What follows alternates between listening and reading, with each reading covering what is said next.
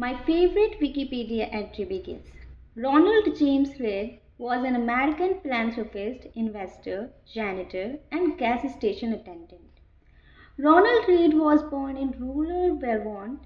He was the first person in his family to graduate high school, made all the more impressive by the fact that he hitchhiked to campus each day.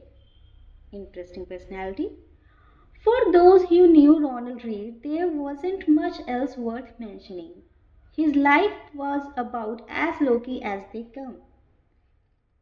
Reed fixed cars at a gas station for 25 years and swept floors at JCP Penney for 17 years.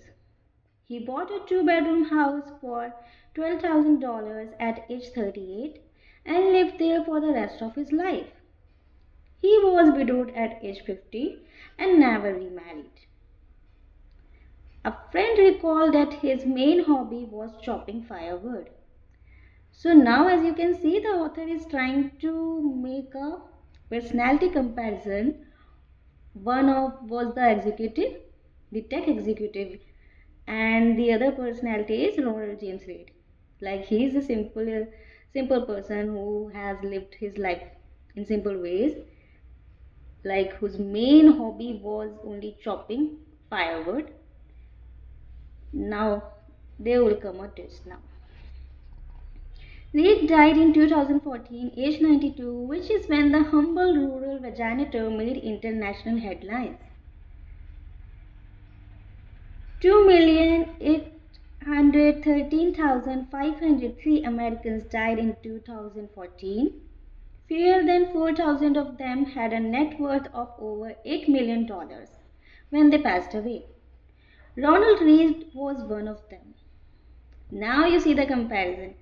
He was the wealthiest man, not the wealthiest man, but he was wealthier than the other person who was showing off and bagging off his money. And he lived a simple life, but when he died, he had a net worth of $8 million. So here's the author is making a comparison. Now moving ahead. In his will, the former janitor left $2 million to his stepkids and more than $6 million to his local hospital and library. Those who knew Reed were baffled. Where did he get all that money? Obvious question. It turned out there was no secret, there was no lottery win, and no inheritance. Reed saved what little he could, and invested it in blue chip stocks. Then he waited for decades on end as tiny savings compounded into more than $8 million. So here's the beauty of compounding. My friends, if you want to earn money and make wealth, you must master the art of compounding. That's it. From janitor to philanthropist. What a journey. A few months before Ronald Reed died, another man named Richard was in the news. Richard Fiscon was everything Ronald Reed was not.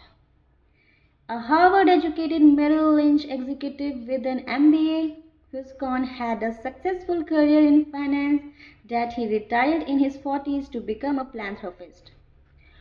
Former Merrill CEO David Komansky praised Fiscon's business savvy, leadership skills, sound judgment, and personal integrity.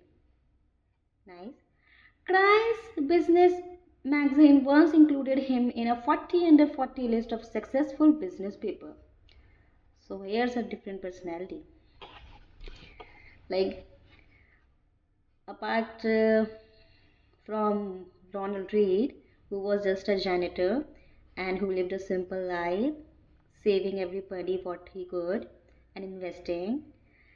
Here we are talking about Richard Fiscon, who was very financially educated as compared to Ronald Reed.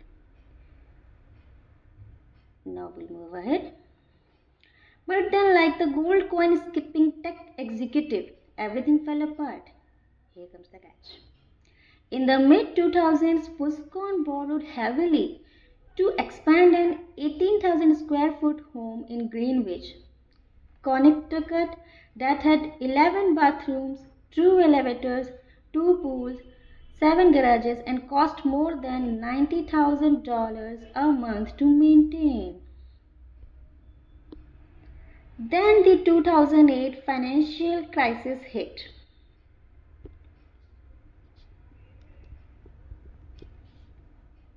The crisis hurt virtually everyone's finances. It apparently turned Foscon into dust. High debt and illiquid assets left him bankrupt. I currently have no income, he allegedly told a bankruptcy judge in 2008. So he was the educated one and was a successful person, as we can see that he was mentioned in 40 under 40 list as well. But the fact that he filed for bankruptcy in 2008 shows us that money management is very important. Like, you can be the intelligent person, as I earlier said in my previous video. You can be the smartest person on earth, but still, eventually you can turn broke if your behavior is not right and you don't maintain discipline.